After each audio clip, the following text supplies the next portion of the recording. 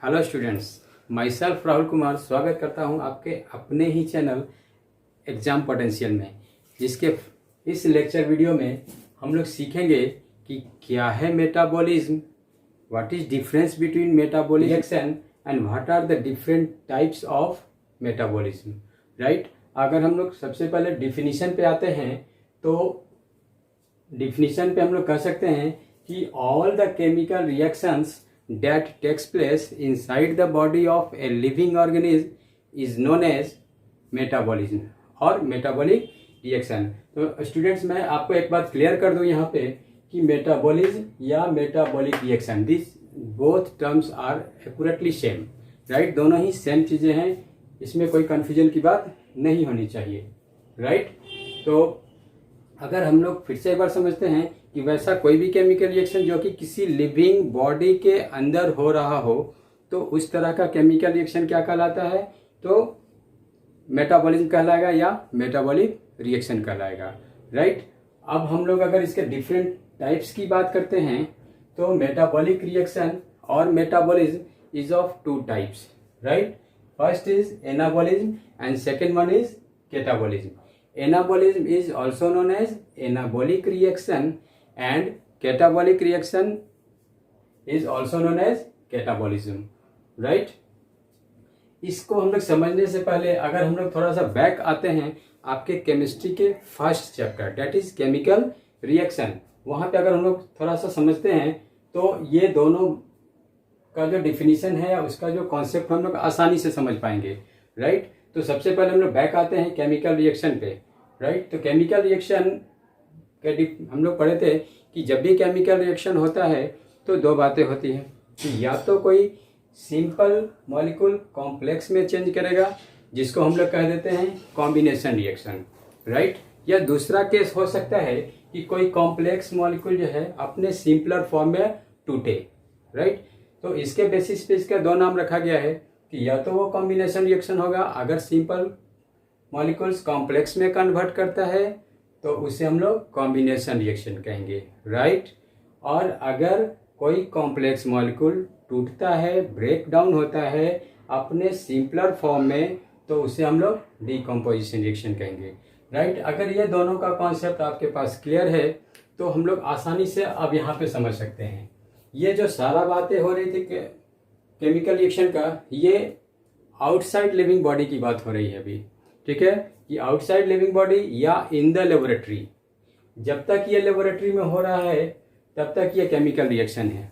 ठीक है, लेकिन जैसे ही ये पूरा रिएक्शन किसी लिविंग बॉडी के अंदर चला जाए, ठीक है, लेट कि ये जो है पूरा केमिकल रिएक्शन किसी अमीबा के बॉडी के अंदर हो रहा हो, यही सारा केमिकल रिएक्शन अमीबा के बॉडी में हो रहा हो, then this is metabolism. Right, और अगर सेम रिएक्शन अगर ये किसी बैक्टीरिया में हो रहा है, then this reaction is also known as metabolic reaction. Right, अगर यही रिएक्शन किसी प्लांट बॉडी में हो रहा हो, ट्री में, तो भी हम लोग कह सकते हैं कि ये एक मेटाबॉलिक रिएक्शन है, क्योंकि tree is also a living organism. Right, ये हम लोग दूसरे बात कहते हैं कि मान लिया जाए कि यह ह्यूमन बॉडी के अंदर हो रहा हो। ठीक है, human body like this smiling man. Right, okay, तो ये चाहे बैक्टीरिया में हो रहा हो, अमीबा में हो रहा हो, पूरे ट्री में हो रहा है, या फिर किसी ह्यूमन बॉडी में हो रहा हो। राइट, ये सारे केसों में हम लोग बात करेंगे तो ये सारा क्या होगा, जो यही सी केमिकल रिएक्शन को हम लोग सेम नाम क्या दे देंगे, मेटाबॉलिज्म। ठीक है, और जो हम लोग बात किया कि कॉम्बिनेशन रिएक्शन, तो any combination reaction that takes place inside the body of living organism is known as anabolism और एनाबॉलिक रिएक्शन। जैसा कि डेफिनेशन में क्लियर है, the process of synthesis of complex molecules from its simpler form inside body of living organism is known as anabolism और anabolic reaction. यानी हम दूसरे शब्दों में कह सकते हैं कि वैसा कोई भी मेटाबॉलिज्म जो कि कॉम्बिनेशन रिएक्शन को शो करता हो लिविंग बॉडी के अंदर, वो सारा क्या है, एनाबॉलिज्म है या फिर एनाबॉलिक रिएक्शन। जैसे अब एनाबॉलिज्म को हम लोग देखिए अगर तोड़ते हैं दो वर्डों में, तो स्टार्टिंग वर्ड जो है इसका एना, एना का मतलब होता है सिंथेसिस, किसी चीज का बनना, राइट। तो एनाबॉलिज्म का मतलब synthesis of complex molecule, okay. उसके बाद डिफिनीशन में सारा कुछ क्लियर है जो अभी हमने आपको बताया है। और अगर एग्जाम्पल की बात करें तो चलिए, बिना एग्जाम्पल का तो कुछ समझ में आता नहीं है बच्चों को, तो हम लोग ये भी देख लेते हैं और बढ़िया समझ लेते हैं, राइट। जैसा कि हम लोग फोटोसिंथेसिस, फोटोसिंथेसिस कहाँ होता है बच्चों? आप अच्छी तरीके से जानते हैं कि फोटोसिंथेसिस ट्री में होता है, ठीक है।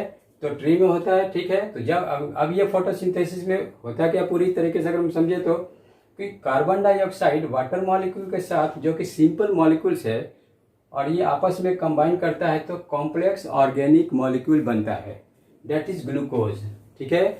चूंकि यहाँ पे simple molecule complex molecule glucose को बना रहा है, तो इस प्रोसेस को हम लोग एनाबॉलिज्म कहेंगे, राइट। ठीक उसी तरीके से जो सेकंड एग्जांपल को हम लोग देखते हैं कि प्रोटीन का बनना, राइट। प्रोटीन कैसे बनता है?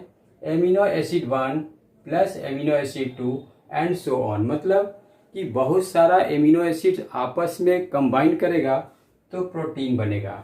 मिनिमम 51 एमिनो एसिड्स कंबाइन करता है तो सिंगल प्रोटीन बन पाता है, दैट इज इंसुलिन, वो बात की बात है, राइट। तो हम लोग समझते हैं फिलहाल कि इस प्रोसेस को ट्रांसलेशन कहते हैं, प्रोटीन के बनने के प्रोसेस को ट्रांसलेशन कहते हैं। क्योंकि यहाँ पे भी सिंपल मॉलिक्यूल्स चेंज कर रहा है कॉम्प्लेक्स मॉलिक्यूल में, तो इस प्रोसेस को हम लोग क्या कहेंगे? एनाबॉलिज्म कहेंगे, राइट। अब हम लोग अगर कैटाबॉलिज्म की बात करते हैं तो केटा का मतलब होता है ब्रेकडाउन। यहाँ पे हमने बताया क्या कि कैटाबॉलिज्म का मतलब होता है breakdown, means breakdown of complex material into its simpler form, right. Definition की बात करें तो हम लोग the process of breakdown of complex molecule into its simpler form inside body of living organism is known as catabolism, right. या दूसरे शब्दों में कहें तो any metabolism that takes place inside the body of living organism is known as catabolism, right. Definition just reverse, जो हमने anabolism का example देखा, इसी का रिवर्स फॉर्म में अगर हम लोग देखें, यहाँ पे पूरा जो प्रोसेस हो रहा था ग्लूकोज बनाने के लिए हो रहा था, और रेस्पिरेशन जो कि जस्ट रिवर्स प्रोसेस है फोटोसिंथेसिस का, राइट।